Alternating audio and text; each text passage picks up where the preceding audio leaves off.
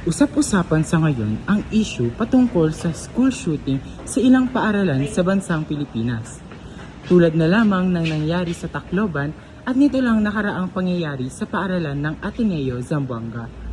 Nakipag-ugnayan ang DepEd sa iba't ibang ahensya tulad ng NDRRMCS, School Division Office at marami pang iba upang maisagawa ang tinatawag na school shooting drill.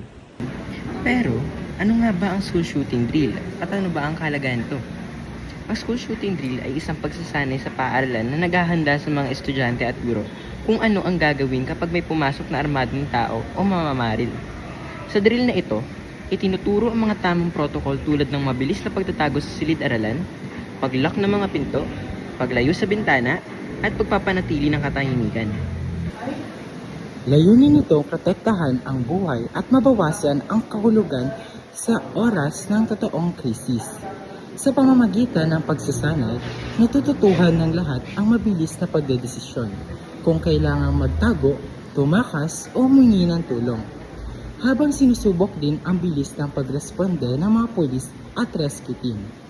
Ngunit, ano nga kaya ang pananaw ng ilang individual patungkol dito? Sang-ayon kaya sila o hindi sang-ayon? Kasalukuyan namin kasama ang isa sa mga mag-aaral na nagmula sa mataas na paaralan ng Paso de Blas. Ang kanyang pangalan ay CJ B. Kahila. Siya ngayon ay magbabahagi ng kanyang opinyon patungkol sa nangyayaring active shooting drill. Para sa iyo, CJ, narapat lang ba o tama lang ba na nagsasagawa ang pamahalaan ng mga ganitong uri ng drills? Sa akin, tama lang naman na ipatupad itong school shooting drill. Kasi kung walang ganitong school shooting drill, hindi malalaman ng mga estudyante na katulad ko ang dapat gawin kapag may nangyayaring school shooting. Halimbawa na lang, wag naman sana na nagkaroon ng school shooting. Sa sobrang panic ng mga estudyante, lumabas sila sa mga paaralan or kaya sa kanilang mga silid-aralan. Ibig sabihin nito, maaari pa silang ikamatay nila ito sapagkat nasa labas pa ang school shooter. Kaya dapat alam nila ang dapat nilang gawin, manatili sa kanilang classroom at manatili na ligtas at huwag magpanik. Ngayon, kasama naman natin ang isa sa mga gwardya ng mataas na paaralang Paso de Blas National High School na si Kuya J.R. Turingan. Atin siyang kapanayamin patungkol sa kanyang opinion tungkol sa school shooting drill. Siguro may protocol na nagkulang sa